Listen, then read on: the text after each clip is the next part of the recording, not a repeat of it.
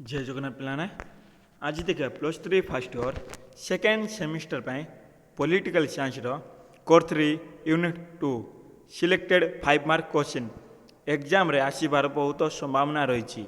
देखिबा discuss the merits of liberalism उदारवाद सुगुण गुड़िक संबंध में आलोचना करे। इंपोर्टेंट क्वेश्चन उदारवाद रे नागरिक मानक अधिकार और कर्तव्य उभय प्राधान्य पाई थांती।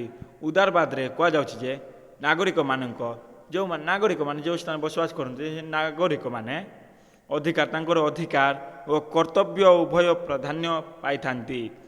राजनीतिक क्षेत्र में सीमित सरकार गठन और सांविधानिक सरकार प्रतिष्ठा पाई एठार व्यवस्था रही है। राजनीतिक क्षेत्र में सीमित सरकार गठन करने और सांविधानिक सरकार प्रतिष्ठा पाई सांविधानिक सरकार प्रतिष्ठा पाई एठार व्यवस्था रही है। यह द्वारा व्यक्ति स्वाधीनता गणतंत्र और जनमंगलकारी व्यवस्था को मध्य प्रतिष्ठा कर जाई पारि थाए। यह द्वारा व्यक्ति स्वाधीनता गणतंत्र और जनमंगलकारी व्यवस्था को मध्य प्रतिष्ठा कर जाई पारि थाए। एठारे जाति धर्म वर्ण भाषा लिंग भित्ति उपरे सामाजिक तारतम्य और वैषम्यता दूर करने निमंते व्यवस्था कर जाई थाए। एठारे बा उदारवाद रे जाति धर्म वर्ण भाषा लिंग भित्ति उपरे सामाजिक तारतम्य और वैषम्यता दूर करवा ये सबू दूर करवा समान समस्त समान थिबे व्यवस्था कर जाई थाए। बा ये सब रहिबो नाही भेदभाव किछि रहिबो नाही। यहाँ धर्मनिरपेक्षता सहनशीलता संरक्षण और व्यक्ति बा गोष्ठीर विकास पाई गुरुत्व देता है। यह धर्मनिरपेक्षता सहनशीलता संरक्षण व व्यक्ति बा गोष्ठीर विकास पाई गुरुत्व देता है। किपरि व्यक्तिर गोष्ठी व्यक्ति गोष्ठीर विकास हेब व्यक्ति बा गोष्ठीर विकास हेब ता उपरे गुरुत्व देता है। यह आधुनिकरण शांति और सौहार्द्य उपरे गुरुत्व आरोप करिता है। यह आधुनिकरण मॉडर्निज्म आधुनिकरण बा शांति और सौहार्द्य उपरे गुरुत्व आरोप करिता है। व्यक्तिर स्वाधीनता उपरे जेपरि कौनसी हस्तक्षेप न रहे व्यक्तिर स्वाधीनता उपरे फ्रीडम उपरे जेपरि कौनसी हस्तक्षेप न रहे से प्रति कौन हस्तक्षेप रहिबो नाही सेथिपाई उदारवादी माने सतर्क दृष्टि रखि थांती। सेथिपाई उदारवादी जो माने रही थांती से माने सतर्क दृष्टि रखि थांती दृष्टि देखि थांती नजर रखि थांती तांको उपरे। नेक्स्ट प्रश्न number 8 discuss the demerits of liberalism उदारवाद दुर्गुण गुड़िक संबंध में आलोचना कर। सामाजिक गणतंत्र सहित उदारवाद अनियंत्रित स्वरूप खाप खाई न थाए। सामाजिक गणतंत्र सहित उदारवाद अनियंत्रित बा नियंत्रित न रही नथिबो स्वरूप खाप खाई न थाए। उदारवाद रे कौनसी कार्यक्रम स्थिरता और निश्चितता न थाए। उदारवाद रे कौनसी कार्यक्रम स्थिरता नथिबो ओ निश्चित नथिबो। यह कर्तव्यहीनता ठारू आरंभ करती कर्तव्य जार कर्तव्यहीन माने हीन कर्तव्य करि पारन तार कर्तव्यहीन थिबो आरंभ करी जनमंगलकारिता पर्यंत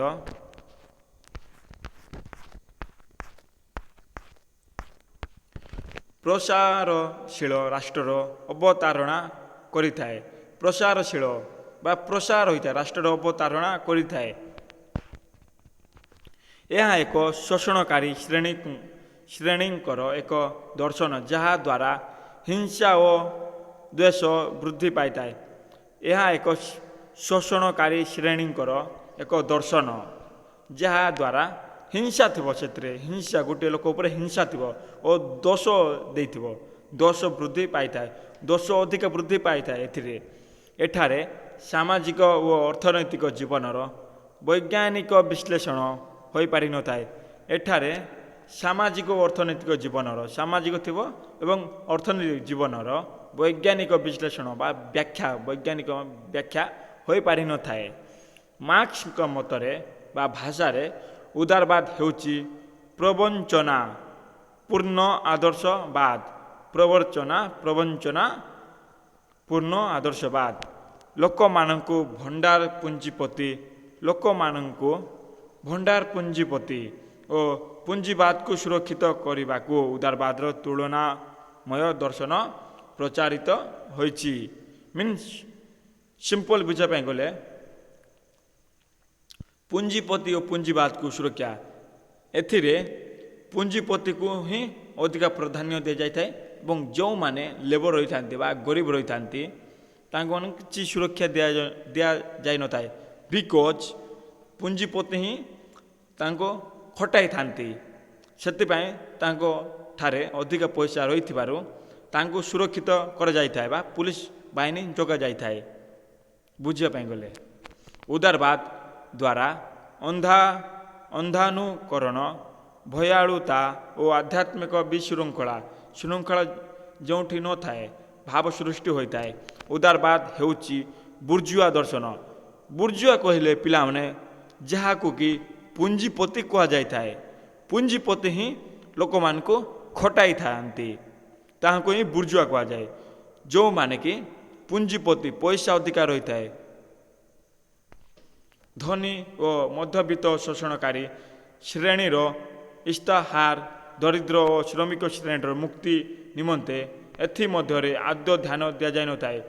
ମଧ୍ୟବିତ୍ତ ଯେଉଁମାନେ ବ୍ୟକ୍ତି ରହିଥାନ୍ତି ଶୋଷଣକାରୀ ଶ୍ରେଣୀର ଇସ୍ତାହାର ଦରିଦ୍ର ଓ ଶ୍ରମିକ, ଦରିଦ୍ର ଯେଉଁମାନେ ଚାକିରି କରିକି ମଧ୍ୟ ତାଙ୍କେ ଚାକିରି ପାଇବେ ନାହିଁ, ଦରିଦ୍ର ଓ ଶ୍ରମିକ ଯେଉଁମାନେ ଲେବର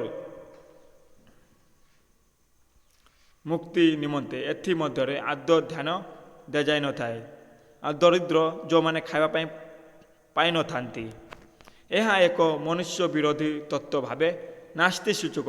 ଏହା ଗୋଟିଏ ମନୁଷ୍ୟକୁ ବିରୋଧୀ ତତ୍ତ୍ୱ ଭାବରେ ଥିଓରି ଭାବରେ ନାସ୍ତି ସୂଚକ ନେଗେଟିଭ ସୂଚନା ଗତାନୁଗତିକ ଓ ଆଧୁନିକରଣ ତଥା ପ୍ରଗତି ବିରୋଧୀ ତତ୍ତ୍ୱ ସ୍ୱରୂପ ଭାବେ ଦୃଷ୍ଟିଗୋଚର ବା ଦେଖା ଦେଇଥାଏ।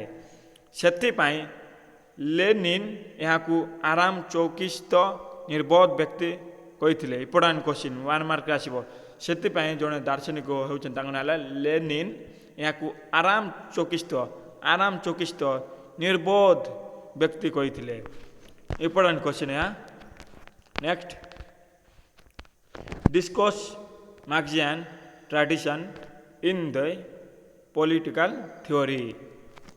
ରାଜନୀତି ତତ୍ତ୍ୱ ଅଧ୍ୟୟନରେ ମାର୍କ୍ସବାଦୀ ପରମ୍ପରା ସମ୍ବନ୍ଧରେ ଆଲୋଚନା କରେ। Important question. ମାର୍କ୍ସବାଦୀ ପରମ୍ପରା ରାଜନୀତିକୁ ଏକ ଉଦ୍ଧୃତ ଚରିତ୍ର ପ୍ରଦାନ କରିଥାଏ। ମାର୍କ୍ସବାଦୀ ପରମ୍ପରାରେ ରାଜନୀତିକୁ ଗୋଟିଏ ଉଦ୍ଧୃତ ଚରିତ୍ର ପ୍ରଦାନ କରିଥାଏ। ଅର୍ଥାତ୍ ରାଜନୀତି ଜୀବନ ଓ ପ୍ରକ୍ରିୟା ସମାଜର ଉର୍ଦ୍ଧ୍ୱ ସୋପାନରେ ଥିବା ଅର୍ଥନୈତିକ ସଂଗଠନ ଦ୍ୱାରା ଗଭୀର ଭାବେ ପ୍ରଭାବିତ ଓ ନିୟନ୍ତ୍ରିତ ହୋଇଥାଏ ବୋଲି ଏହା ଗ୍ରହଣ କରାଯାଇଥାଏ। ମିନ୍ସ କହୁଛି ଯେ ସମାଜର ଉର୍ଦ୍ଧ୍ୱ ସୋପାନରେ ଯେଉଁମାନେ ଉର୍ଦ୍ଧ୍ୱ ସୋପାନ କିଏ ରହିଥାନ୍ତି, ପୁଞ୍ଜିପତି ରହିଥାନ୍ତି, ଉର୍ଦ୍ଧ୍ୱ ସୋପାନରେ ଥିବା ଅର୍ଥନୈତିକ ସଂଗଠନ ଦ୍ୱାରା ଗମ୍ଭୀର ଭାବେ ପ୍ରଭାବିତ ହୋଇଥାନ୍ତି ଓ ନିୟନ୍ତ୍ରିତ ହୋଇଥାଏ ବା କଣ୍ଟ୍ରୋଲ ହୋଇଥାଏ ବୋଲି ଏହା ଗ୍ରହଣ କରିଥାଏ। ମାର୍କ୍ସଙ୍କ ମତରେ ବ୍ୟକ୍ତିର ସାମାଜିକ ସମ୍ପର୍କ ଓ ସ୍ଥିତି ନିର୍ଦ୍ଦିଷ୍ଟ ଭାବେ ସେ ସମ୍ପୃକ୍ତ ଥିବା ଉପାଦାନ ପ୍ରକ୍ରିୟା ଦ୍ୱାରା ନିର୍ଦ୍ଧାରିତ ହୋଇଥାଏ। ମିନ୍ସ କହୁଛି ଯେ ମାର୍କ୍ସଙ୍କ ମତ ଅନୁସାରେ ବ୍ୟକ୍ତିର ସାମାଜିକ ସମ୍ପର୍କ ଓ ସ୍ଥିତି ନିର୍ଦ୍ଦିଷ୍ଟ ଭାବେ ସେ ସମ୍ପୃକ୍ତ ଥିବା ଉପାଦାନ ପ୍ରକ୍ରିୟା ଦ୍ୱାରା ନିର୍ଦ୍ଧାରିତ ହୋଇଥାଏ ଏବଂ ଏହି ଉତ୍ପାଦନ ସମ୍ପର୍କ ସାମଗ୍ରିକ ଭାବେ ସମାଜରେ ଅର୍ଥନୈତିକ ସଂଗଠନକୁ ପ୍ରସ୍ତୁତ କରିଥାଏ। ତେଣୁକରି ବସ୍ତୁବାଦୀ ଜୀବନ ଉତ୍ପାଦନ ପ୍ରକ୍ରିୟା ସାମାଜିକ ରାଜନୈତିକ ଓ ବୌଦ୍ଧିକ ଜୀବନ ପ୍ରକ୍ରିୟାକୁ ପ୍ରଭାବିତ କରେ। ସାମାଜିକ ରାଜନୈତିକ ଓ ବୌଦ୍ଧିକ ଜୀବନ ପ୍ରକ୍ରିୟାକୁ ପ୍ରଭାବିତ କରିଥାଏ ଓ ନିର୍ଦ୍ଦିଷ୍ଟ ସ୍ୱରୂପ ପ୍ରଦାନ କରିଥାଏ। ନିର୍ଦ୍ଦିଷ୍ଟ ସ୍ୱରୂପ ଗୋଟେ ପ୍ରଦାନ କରାଯାଇଥାଏ। ଏହି ଦୃଷ୍ଟିରୁ ରାଜନୀତି ଅର୍ଥନୀତିବାଦୀ ସଂସ୍କୃତି ଓ ଆଦର୍ଶବାଦ ପରସ୍ପର ଠାରୁ ଅଭିନ୍ନ ଓ ପରସ୍ପର ଉପରେ ନିର୍ଭରଶୀଳ ଅଟନ୍ତି। ଆଦର୍ଶବାଦ ପରସ୍ପର ଠାରୁ ଅଭିନ୍ନ ଓ ପରସ୍ପର ଉପରେ ନିର୍ଭରଶୀଳ ଅଟନ୍ତି। ତେଣୁ ରାଜନୀତିର ମୂଳ ପ୍ରକୃତିକୁ ବିଶ୍ଳେଷଣ କରିବା ବା ବ୍ୟାଖ୍ୟା କରିବା ପାଇଁ ସମଗ୍ର ସାମାଜିକ ସଂଗଠନର ଲୁକ୍କାୟିତ ବା ସଂଗଠନ ଲୁକ୍କାୟିତ ବା ଯାହା ଦେଖାଯିବ ନାହିଁ ଲୁକ୍କାୟିତ ଭାବରେ ମୂଳ ଭିତ୍ତିକୁ ଆଲୋଚନା କରିବା ଯୁକ୍ତିଯୁକ୍ତ ଯୁକ୍ତି ବା ଯାହା ଯୁକ୍ତି କରାଯାଇଥାଏ ବୋଲି ମାର୍କ୍ସବାଦ ମତ ପ୍ରକାଶ କରିଥାଏ। ମାର୍କ୍ସବାଦୀମାନଙ୍କ ମତରେ ରାଜନୀତି ଅଧ୍ୟୟନ କ୍ଷେତ୍ରରେ ବିବାଦ ବା ଦ୍ୱନ୍ଦ୍ୱ ଉପରେ ପ୍ରାଧାନ୍ୟ ଦିଆଯିବା ଉଚିତ। ମାର୍କ୍ସବାଦୀ ଯେଉଁମାନେ ରହିଥାନ୍ତି ତାଙ୍କ ମତ ଅନୁସାରେ ରାଜନୀତି ଅଧ୍ୟୟନ କ୍ଷେତ୍ରରେ ବିବାଦ ଥିବ ଡିସ୍ପ୍ୟୁଟ୍ ଥିବ ଓ ଦ୍ୱନ୍ଦ୍ୱ ଥିବ ଉପରେ ଅଧିକ ପ୍ରାଧାନ୍ୟ ଦିଆଯାଇଥାଏ। ମାର୍କ୍ସଙ୍କ ମତରେ ଶ୍ରେଣୀ ସଂଘର୍ଷ ଶ୍ରେଣୀ କହିଲେ ତିନୋଟି ଶ୍ରେଣୀର ଅଛି ପିଲାମାନେ ଫାର୍ଷ୍ଟ ସେକେଣ୍ଡ ଥାର୍ଡ଼ ସଂଘର୍ଷ ତତ୍ତ୍ୱ ସମାଜର ଭୌତିକ ଭିତ୍ତି ଉପରେ ଦ୍ୱନ୍ଦ୍ୱାତ୍ମକ ଭୌତିକବାଦ ଇତିହାସର ଅର୍ଥନୈତିକ ବିଶ୍ଳେଷଣ ଉଦ୍ବୃତ୍ତ ମୂଲ୍ୟ ତତ୍ତ୍ୱ ଆଦି ସମ୍ବନ୍ଧରେ ଅନୁଶୀଳନ କରାଯିବା ଆବଶ୍ୟକ। ବିଶ୍ଳେଷଣ ବ୍ୟାଖ୍ୟା ଅର୍ଥନୈତିକ ବ୍ୟାଖ୍ୟା ଉଦ୍ବୃତ୍ତ ମୂଲ୍ୟ ତତ୍ତ୍ୱ ଆଦି ସମ୍ବନ୍ଧରେ ଅନୁଶୀଳନ କରାଯିବା ଆବଶ୍ୟକ। ନଚେତ୍ ରାଜନୀତିର ପ୍ରକୃତ ମୂଲ୍ୟାୟନ ସମ୍ଭବ ହୋଇପାରିବ ନାହିଁ। ନଚେତ୍ ରାଜନୀତିର ପ୍ରକୃତ ମୂଲ୍ୟାୟନ ସମ୍ଭବ ହୋଇପାରିବ ନାହିଁ।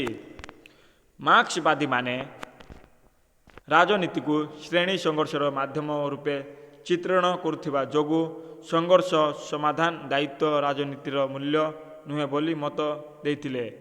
ମାର୍କ୍ସବାଦୀମାନେ ରାଜନୀତିକୁ ଶ୍ରେଣୀର ସଂଘର୍ଷ ମାନେ ଯେଉଁମାନେ ତଳେ ଥାନ୍ତି ମାନେ ଲାଷ୍ଟରେ ଥାନ୍ତି ସେଇ ବ୍ୟକ୍ତିମାନେ ସଂଘର୍ଷ କରିଥାନ୍ତି ମାଧ୍ୟମ ରୂପେ ଚିତ୍ରଣ କରୁଥିବା ଯୋଗୁଁ ସଂଘର୍ଷ ସମାଧାନ ଦାୟିତ୍ୱ ରାଜନୀତିର ଲକ୍ଷ୍ୟ ନୁହେଁ ବୋଲି ମତ ଦେଇଥିଲେ। ମାର୍କ୍ସବାଦୀଙ୍କ ମତରେ ବୈପ୍ଳବିକ ପ୍ରକୃତିଯୁକ୍ତ ରାଜନୀତି ଦ୍ୱାରା ଶ୍ରମିକ ଶ୍ରେଣୀର ଜାଗରଣ ଶ୍ରମିକ ଶ୍ରେଣୀ ଯେଉଁମାନେ ରହିଥାନ୍ତି ଶ୍ରମିକ ଶ୍ରେଣୀ ଜାଗରଣ ଓ ମୁକ୍ତି ସମ୍ଭବ ହୋଇପାରିବ। ତାଙ୍କୁ କିପରି ମୁକ୍ତି ଦିଆଯିବ ତାହା ସମ୍ଭବ ହୋଇପାରିବ ଏହା ଯଥାର୍ଥ ରାଜନୀତି ଭାବେ ସ୍ୱୀକୃତି ମିଳିଥାଏ। Next discuss the merits of Marxist theory important question ମାର୍କ୍ସବାଦ ତତ୍ତ୍ୱର ସୁଗୁଣ ଗୁଡ଼ିକ ଦର୍ଶାଅ। କ'ଣ କ'ଣ ସୁଗୁଣ ଗୁଡ଼ିକ ରହିଛି ଦେଖିବା। ମାର୍କ୍ସବାଦ ଆବାହମାନ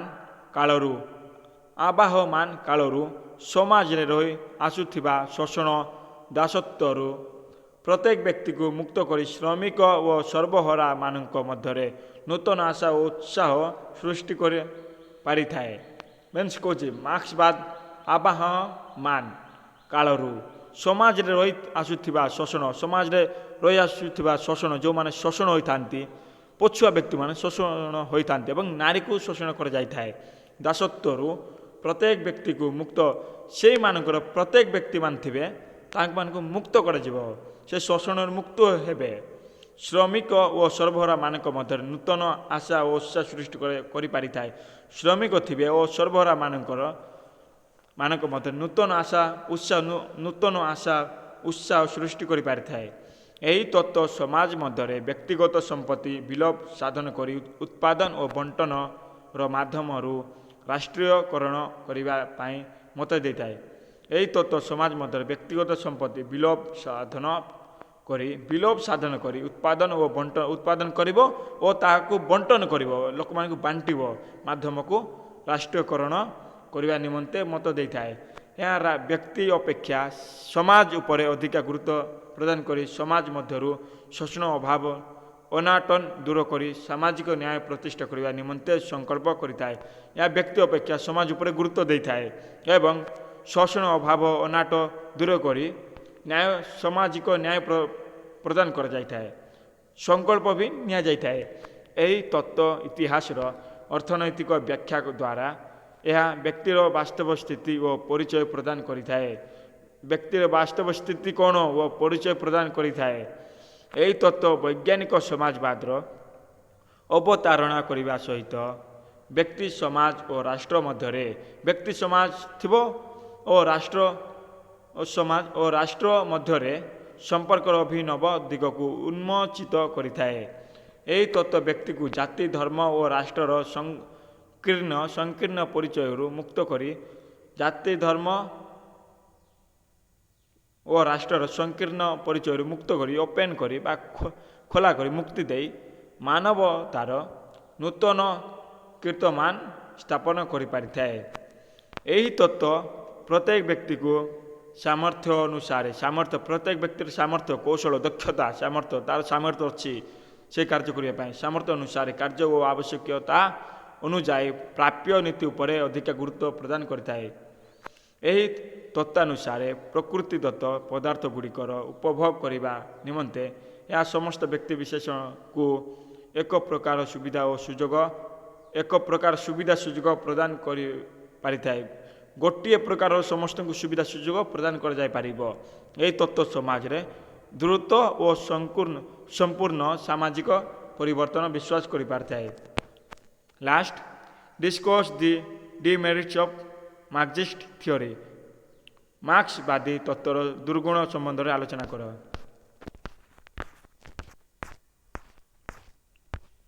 ମାର୍କ୍ସବାଦ ତତ୍ତ୍ୱ ସମାଜର ସ୍ୱାର୍ଥ ନିମନ୍ତେ ଲୋକମାନଙ୍କର ସ୍ୱାର୍ଥ ଭଲ ପାଇଁ ବ୍ୟକ୍ତିର ଭଲ ପାଇଁ ସ୍ୱାର୍ଥକୁ ବଳି ଦେଇଥାଏ।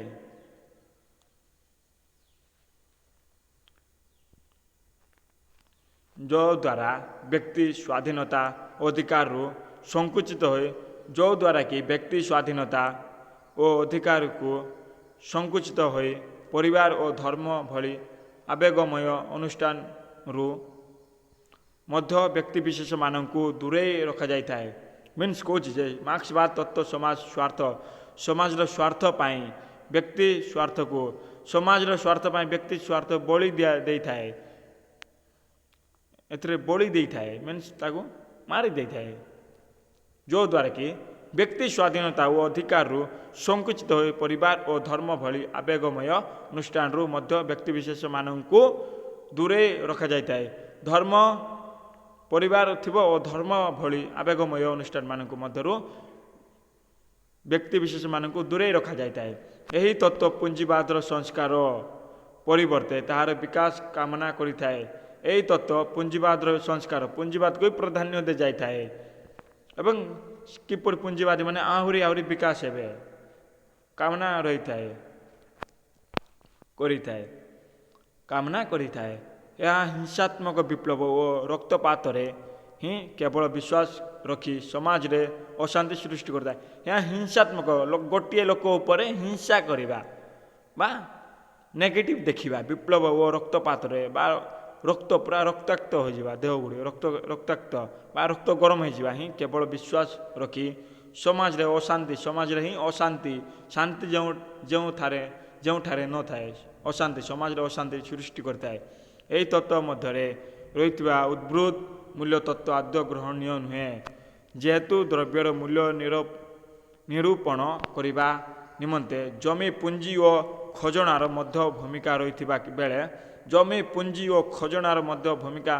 ରହିଥିବା ବେଳେ ସେଥିପାଇଁ ମାର୍କ୍ସ କେବଳ ଶ୍ରମକୁ ହିଁ ସମସ୍ତ ବାହାଦୁରୀ ଦେଇଛନ୍ତି। ମିନ୍ସ କହୁଛି ଯେ ଏସବୁର କର୍ତ୍ତବ୍ୟ ଯାହା ଅଛି ସବୁଗୁଡ଼ିକ ହେଉଛି ଶ୍ରମକୁ ବା ଯେଉଁମାନେ ଶ୍ରମିକ ଥାନ୍ତି ଶ୍ରମକୁ ହିଁ ସମସ୍ତ ବାହାଦୁରୀ ଦେଇଛନ୍ତି। କେବଳ ଅନ୍ୟାନ୍ୟ ନୁହେଁ ଅବାସ୍ତବ ମଧ୍ୟ। ଯଦି ଶ୍ରମିକ ନଥାନ୍ତା ତାହେଲେ ଏସବୁ କାର୍ଯ୍ୟ ହୋଇନଥାନ୍ତା। ସମାଜ ମଧ୍ୟରେ ଐତିହାସିକ ବିବର୍ତ୍ତନ ନିମନ୍ତେ ଅର୍ଥନୈତିକ ଏକ ମୁଖ୍ୟ କାରଣ ହୋଇପାରେ ଏକମାତ୍ର କାରଣ ନୁହେଁ। ମାର୍କ୍ସ ଏ ଦିଗରେ ଭୂଗୋଳ ଜନସଂଖ୍ୟା ମନସ୍ତତ୍ତ୍ୱ ଆଦର୍ଶ ଓ ଚିନ୍ତାଧାରା ଆଦିକୁ ଅବମୂଲ୍ୟାୟନ କରିଛନ୍ତି। ଆଦିକୁ ମୂଲ୍ୟାୟନ କରିନାହାନ୍ତି ଅବମୂଲ୍ୟାୟନ କରିଛନ୍ତି। ବେସରକାରୀ ସମ୍ପତ୍ତି ବିଲୋପ କରିବା, ବେସରକାରୀ ଯାହା ସମ୍ପତ୍ତି ରହିଛି ତାକୁ ବିଲୋପ କରିବା ବ୍ୟକ୍ତିର ସ୍ୱାଭାବିକ ପ୍ରବୃତ୍ତିର ପରିପନ୍ଥୀ ଅଟେ। ଶ୍ରେଣୀବିହୀନ ସମାଜ ଗଠନ ଓ ଏକ ଦିବାସ୍ୱପ୍ନ। ମାତ୍ର ସାମ୍ୟବାଦୀ ରାଷ୍ଟ୍ରଗୁଡ଼ିକରେ ମଧ୍ୟ ଶ୍ରେଣୀର ବିଲୋପ ଘଟି ନାହିଁ। ସାମ୍ୟବାଦୀ ରାଷ୍ଟ୍ରଗୁଡ଼ିକରେ ମଧ୍ୟ ଶ୍ରେଣୀର ବିଲୋପ ଘଟି ନାହିଁ। ମାର୍କ୍ସଙ୍କ ସର୍ବହରାର ଏକଛତ୍ରବାଦ ପୁଞ୍ଜିବାଦୀ ରାଷ୍ଟ୍ରଠାରୁ ମଧ୍ୟ ଅଧିକ ଭୟଙ୍କର ମନେ ହୋଇଥାଏ। ଏହା ଥିଲା ସିଲେକ୍ଟେଡ୍ 5 ମାର୍କ କ୍ୱେଶ୍ଚିନ୍ ପଲିଟିକାଲ ସାଇନ୍ସର କୋର୍ 3 ୟୁନିଟ୍ 2 5 ମାର୍କ। ମୁଁ ଭାବୁଛି ଆପଣମାନେ ବୁଝିପାରିଥିବେ। ଏ ଭିଡ଼ିଓଟିକୁ ଥରେ ୱାଚ୍ କରିସାରିବା ପରେ 2-3 ଥର ୱାଚ୍ କରନ୍ତୁ ଏବଂ ଶେଷରେ ଭିଡ଼ିଓଟିକୁ ସବସ୍କ୍ରାଇବ୍ କରିଦିଅନ୍ତୁ। ଜୟ ଜଗନ୍ନାଥ।